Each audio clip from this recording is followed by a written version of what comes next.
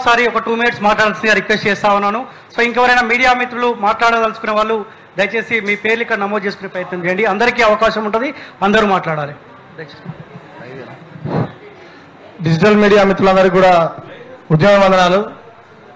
ఇక్కడ ఈ డిజిటల్ మీడియాలో పనిచేస్తున్నటువంటి వాళ్ళల్లో సగానికి పైగా తెలంగాణ ఉద్యమంలో మేమంతా కూడా కలిసి పనిచేసినాం. వీళ్ళంతా తెలంగాణ ఉద్యమకారులు, తెలంగాణ రావాలని చెప్పేసి కొట్లాడిన వాళ్ళు, అనేక కేసులు ఎదుర్కొన్న వాళ్ళు, అదేవిధంగా జైలుకు వెళ్ళిన వాళ్ళు కూడా ఇందులో చాలా మంది ఉన్నారు. ఇక్కడ ఉన్న వాళ్ళంతా కూడా చదువుకున్న వాళ్ళు, పీజీలు, పిహెచ్డీలు, ఎంటెక్లు, బీటెక్లు, డిగ్రీలు చేసిన వాళ్ళు. వీళ్ళంతా కూడా ఈ తెలంగాణ ప్రజల యొక్క సమస్యలను ప్రభుత్వం దృష్టికి తీసుకుపోవాలి, సమస్యల పరిష్కారంలో తమ వంతు పాత్ర పోషించాలని చెప్పేసి తమ జీవితాలను త్యాగం చేస్తూ ఇక్కడ వీళ్ళు ఈరోజు డిజిటల్ మీడియా నడుపుతున్నటువంటి వాళ్ళందరూ కూడా. అయితే ముఖ్యమంత్రి గారు మాట్లాడిన మాటల్లో ఒక అంతర్గతాన్ని మనందరం కూడా అర్థం చేసుకోవాల్సిన అవసరం ఉంది. ఏం మాట్లాడుతున్నాడు? వాళ్ళు మాట్లాడే భాష, వాళ్ళ సంస్కృతి, అదేవిధంగా సీనియర్ జర్నలిస్టులకు వాళ్ళు ఇచ్చే గౌరవం, ఇవి చూసినప్పుడు నాకు స్టేజ్ మీద నుంచి కిందికి పోయి చెంపవలకూడదని చెప్పేసి నవ్వుతూ ఏదో వెకిలి మాటలు మాట్లాడుతూ ఉన్నాడు. ఎంత దుర్మార్గం ఇది!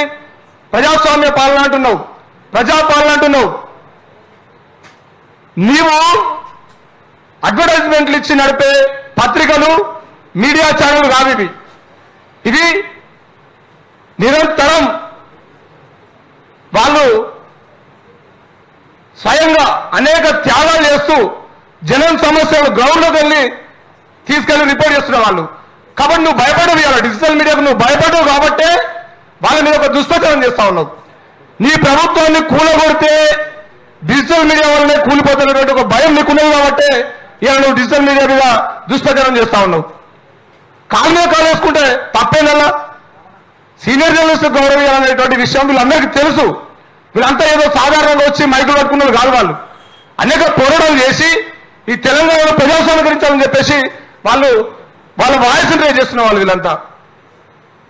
ముఖ్యమంత్రి, నువ్వు తెలంగాణ ఉద్యమంలో చంద్రబాబుతో కలిసి ఉన్నావు. నీకు తెలుసుకోలేదో ఆ రోజు మాట్లాడినాం మేము, పెన్నులపై మన్ను కప్పితే గన్నులై పేలుతాయని చెప్పేసి.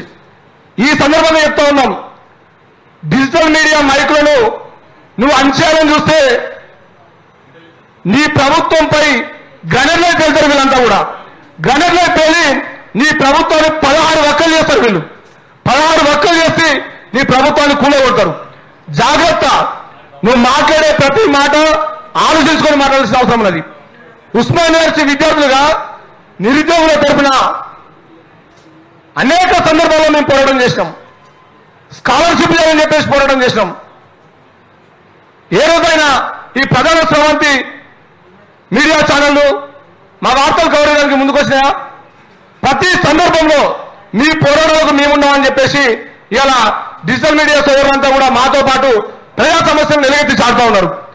ఇవన్నీ చూసే కదా ఈ సమస్య పరిష్కారంలో నీ వంతు నీకు చాట రాకనే కదా వీళ్ళని ఇలా నువ్వు దుష్ప్రచారం చేస్తా ఉన్నావు. 4th ఎస్టేట్ అని చెప్పి మాట్లాడుతూ ఉంటాం. ఇవాళ నిజంగా ధైర్యంగా ఎవరైనా ప్రజా సమస్యలు నిలబెట్టి చాటుతా ఉన్నారంటే నిష్పక్షపాతంగా ప్రజల మధ్యలోకి వెళ్ళి గ్రౌండ్ రిపోర్ట్, ఏదైనా మారుమూల ప్రాంతంలో అత్యాచారం జరిగితే అక్కడికి వెళ్ళి రిపోర్ట్ చేసే వాళ్ళు ఎవరున్నారంటే వాళ్ళు ఇలా డిజిటల్ మీడియా సోదరులే. ఎక్కడైనా ఇప్పుడు ఒక రౌడీ ఒక సాధారణ ప్రజలకి బెదిరించినప్పుడు కూడా వాళ్ళు ధైర్య సాహసాలతోటి ప్రజల వైపు నిలబడి ఎవరన్నా అంటే వాళ్ళు డిజిటల్ మీడియా సోదరులే. కుంభకోణాలు ఏదైతే సాధ్యం ఎవరన్నా అంటే కమిషన్లకు ఎప్పుడు ఆశపడలే. మేము చెప్తా ఉన్నాం, అనేక సందర్భాల్లో అనేక పోరాటాలు నిర్వహించినాం. కనీసం ఛాయ నీళ్ళు కూడా ఏ రోజు వాళ్ళకు పోయలే. మేము ఛాయ నీళ్ళు కూడా ఏ రోజు వాళ్ళకు పోయలే. వాళ్ళకి పెట్రోల్ ఖర్చులు ఏ రోజు ఇవ్వలే. స్వయంగా వాళ్ళు ఇలా కొవ్వొత్తులాగా కరుగుతూ ఈ సమాజాన్ని చైతన్యవంతం చేస్తా ఉన్నారు. ఇట్లాంటి ఒక బాధ్యతాయుతమైనటువంటి డిజిటల్ మీడియా మీద మీరు ఇలాంటి మాటలు మాట్లాడినందుకు మేము ఉస్మానియా యూనివర్సిటీ విద్యార్థులుగా డిజిటల్ మీడియా సోదరులందరికీ కూడా రేవంత్ రెడ్డి గారు తక్షణమే క్షమాపణ చెప్పాలని చెప్పేసి ఈ సందర్భంగా డిమాండ్ చేస్తా ఉన్నాం.